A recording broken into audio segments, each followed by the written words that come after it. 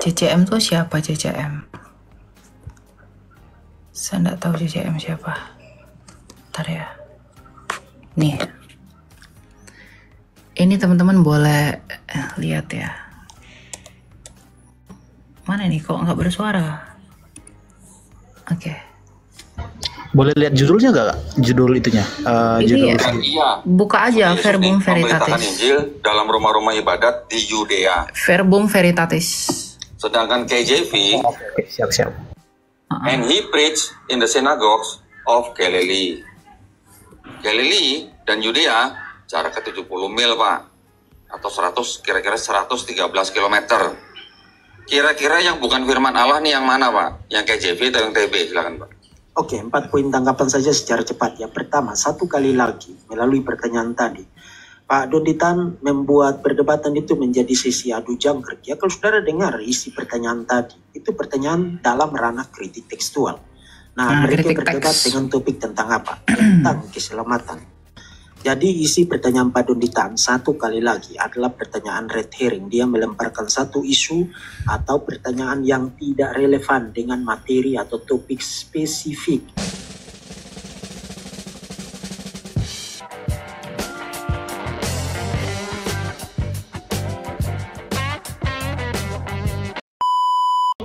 Mau nanya nih Kak soal kitab tentang kan ada banyak tuh yang versi tentang ESV yang English Standard Version, yang National Version, King James Version.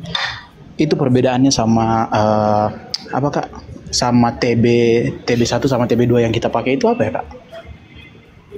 TB1, TB2, NIV, KJV, ESV itu semua terjemah. Berisik banget itu di tempatmu. Lagi di mana itu? Lagi di dorm Kak, maaf Kak. Oke, udah bisa Kak. Masih ribut gak Kak? Iya, itu semua versi terjemahan, bukan naskah asli. Ya, misalnya ada KJV yang lebih pro kepada naskah-naskah TR begitu, kodeks-kodeks. Ada NIV yang lebih menggunakan naskah kritis orang liberal, misalnya naskah Westcott and Hort gitu. Jadi memang kita perlu mengakui di dalam kodeks-kodeks itu ada perbedaan catatan-catatan kecil ya, bukan perbedaan umum ya.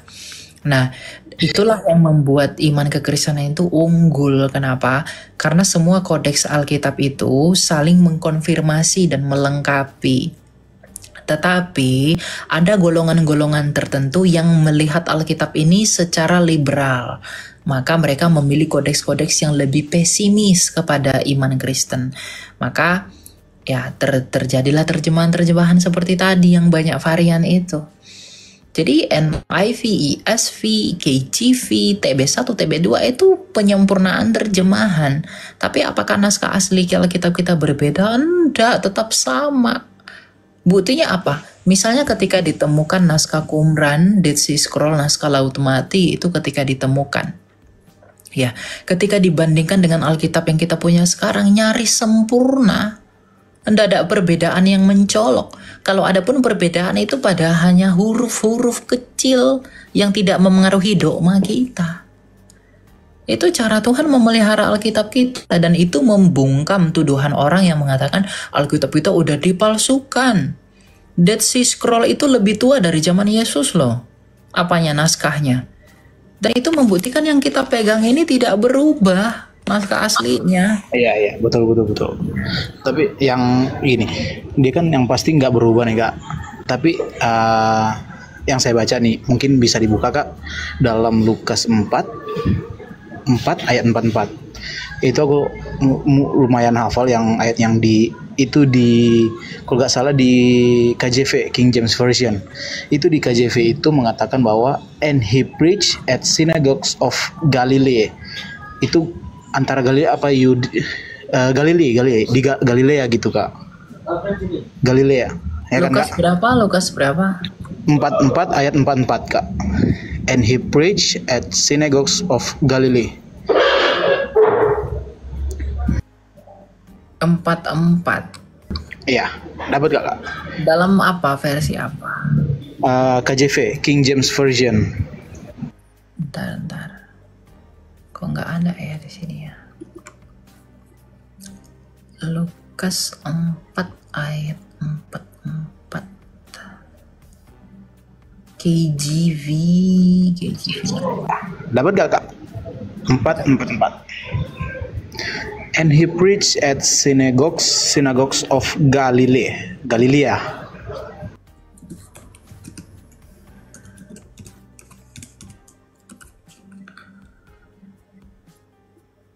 Oke.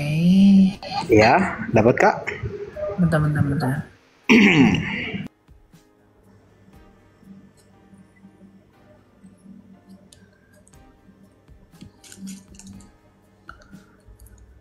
Yeah, and he preached in the synagogue In this of Galilee. Galilea, ya di Galilea kan. Nah, tapi dalam kitab yang kita pakai gitu kak, TB1 atau TB2 gitu, itu mengatakan dia itu dan dia sebentar saya mana ya? Kalau di TB1 atau TB2 itu dia mengatakan itu di Yudea gitu kak, Yudea, mengajar di rumah-rumah ibadah di Yudea. Galilea itu di Yudea atau enggak? Kalau dari yang saya searching sih kak, Yudea sama Galilea itu berjarak sekitaran 100 lebih kilometer gitu kak. Oke, kita cek ya. Hasil googling sih kak. Iya, makanya kita cek. Yang saya lihat juga mungkin di peta Alkitab itu yang di belakang Alkitab itu Yudea sama Galilea itu berjarak gitu kak. Bentar ya.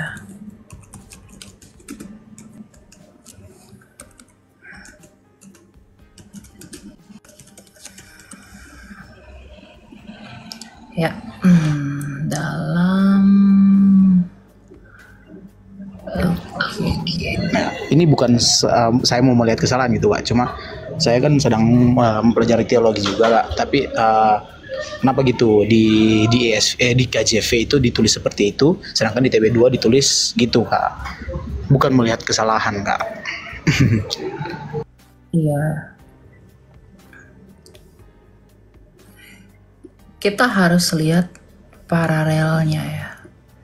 Markus 1 ayat 35.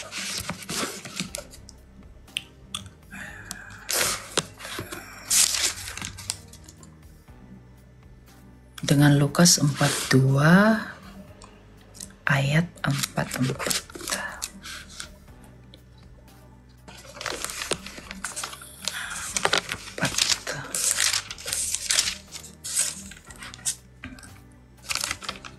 Nah, kalau di Markus kak dia ditulis Galilea juga kak. Kalau di Lukas, di Markus 1,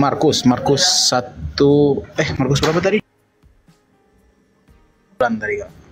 Markus 1 ayat 35. Iya 39. Di 39 dia tulis Galilea.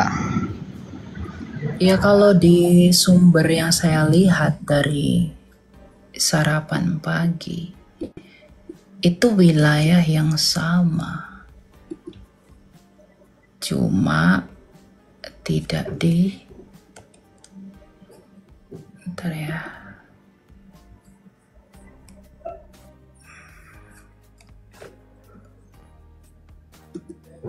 Ini mungkin libatannya ke kovariansi ya, variansi.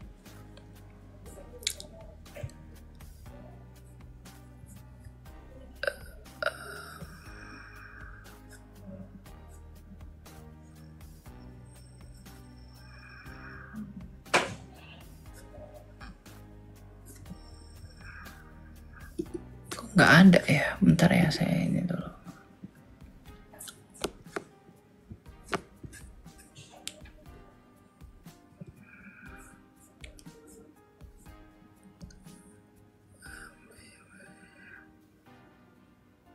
NLT.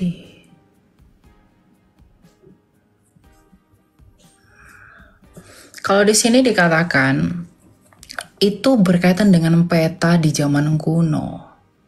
Tapi ada juga yang mengatakan bahwa hal ini berkaitan dengan covariansi teks yang dipakai. Jadi yang memuat perbedaan itu adalah, bentar ya. Nah, nih saya tunjukin ya di belakang. Ini misalnya. Ya. Di dalam peta ini, peta kuno itu berkaitan dengan ini nih, Galilea dengan Judea ini. Ya, berjarak. Kalau dilihat itu berjarak Di ya. antara, Ah, di antara ini. Jadi ada yang mengatakan bahwa itu sebenarnya tentang peta kuno. Jadi itu bukan kontradiksi. Tapi ada yang mengatakan juga itu berkaitan dengan covariansi teks yang digunakan dalam KJV dan juga sumber penerjemahan bahasa Inggris yang lainnya. Gitu. Jadi enggak jadi masalah sih harusnya ya iya. untuk ayat itu. Soalnya ya sering banget dipermasalahin sama yang sebelah ya, kakak tahu lah. Iya, Donditan juga mempermasalahkan. Ya dari dia kak. Itu Iya. apalah. Itu udah Mereka dijawab sih, karena nanti Iya. kamu lihat videonya Pak Esra Soro. Iya Pak Esra. Dia itu sering banget ngelihat Alkitab itu dari kesalahannya. Mereka nafsir gini, dikatakan gini langsung ditafsir gitu juga. Astaga. Jadi dari dia juga, dari video dia itu sama apa ya kalau nggak salah, itu ada satu ayat lagi yang dia bilang, yang kalau nggak salah itu di Perjanjian Lama, tentang umurnya Yoyakin gitu. Di KJV itu umurnya Yoyakin itu dibilang 18 tahun apa, kalau di KJV itu dibilang 18 gitu, 18 tahun. Sedangkan di TB2-nya 8 tahun apa gimana gitu. Itu dipermasalahan lagi. Ya. Bentar Kak, saya cari Ini sebentar. coba kita ini ya, saya tunjukin ya videonya Pak Deki Oke, siap Pak. tentang Galilea atau Yudea itu.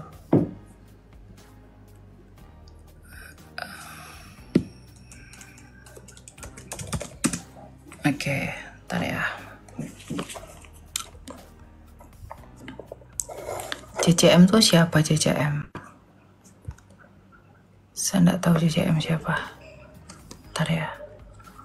Nih. Ini teman-teman boleh lihat ya. Mana nih kok nggak bersuara? Oke. Boleh lihat judulnya nggak Kak? Judul itunya.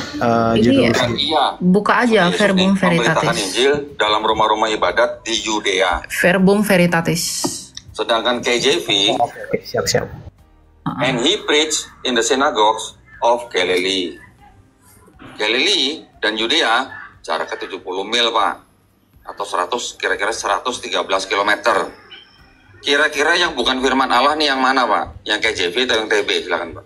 Oke, 4 poin tanggapan saja secara cepat. Yang pertama, satu kali lagi melalui pertanyaan tadi, Pak Donditan membuat perdebatan itu menjadi sesi adu jangkrik. Ya, kalau saudara dengar isi pertanyaan tadi, itu pertanyaan dalam ranah kritik tekstual.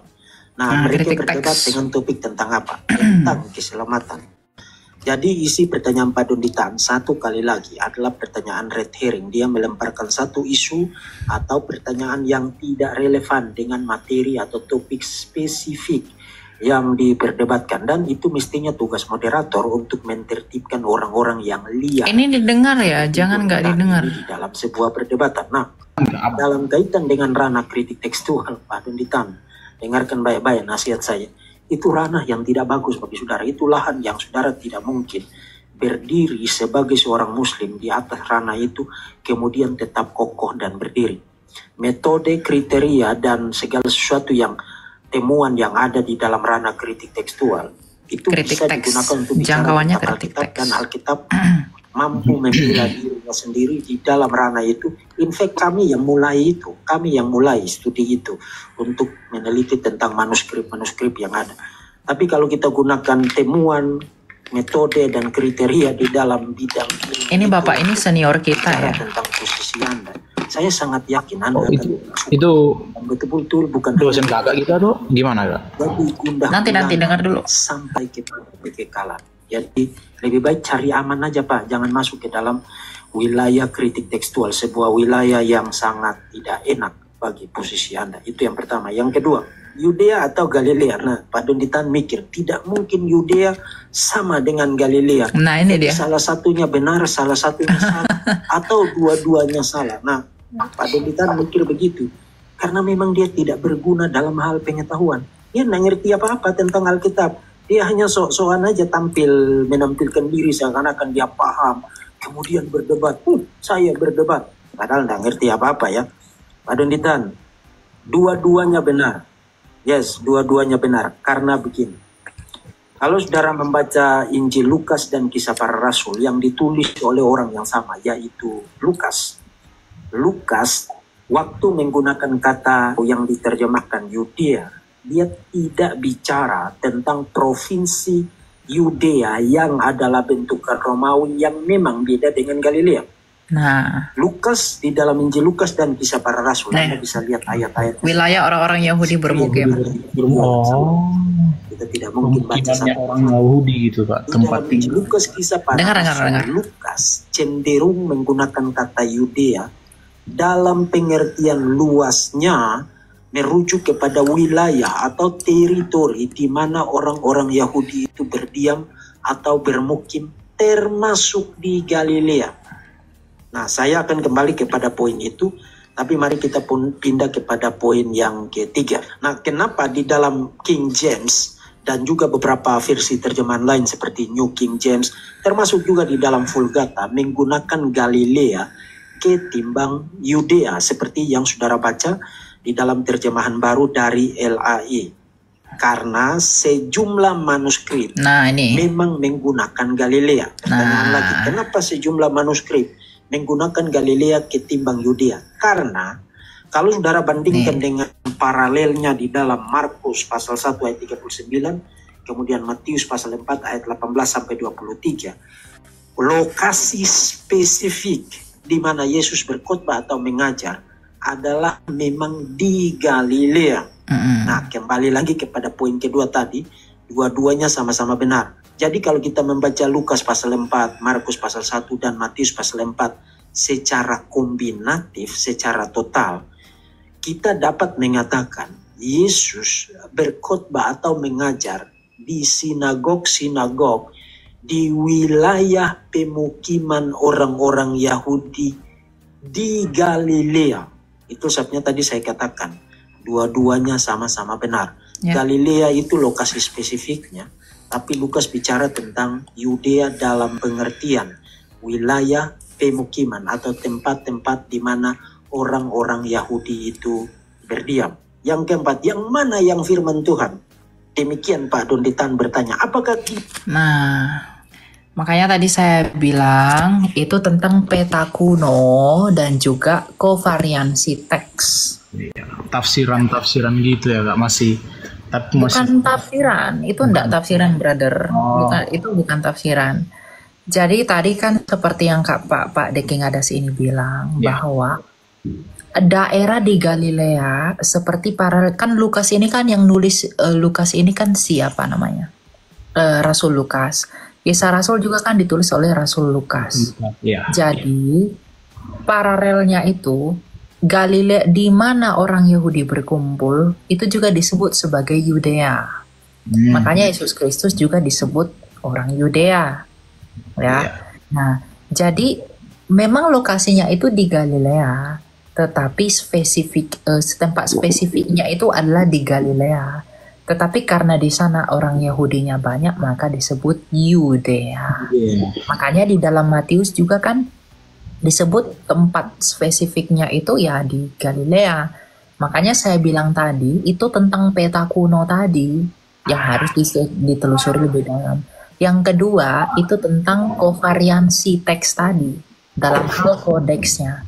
Ada yang menjadi dasar penerjemahan itu yang menggunakan kodeks yang menyebut Galilea, ada yang menggunakan kodeks yang menyebut sebagai Yudea. Makanya saya katakan di awal itu tidak menjadi masalah. Iya, iya.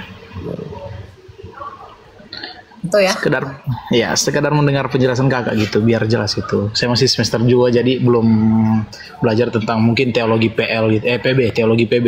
Masih belum lanjut, mungkin sudah bakal nanya lagi. Oke, segitu aja dulu kak. Makasih ya kak. Nanti bakal nanya lagi kok, bakal datang lagi. Oke, semangat terus kak. Shalom, selamat malam.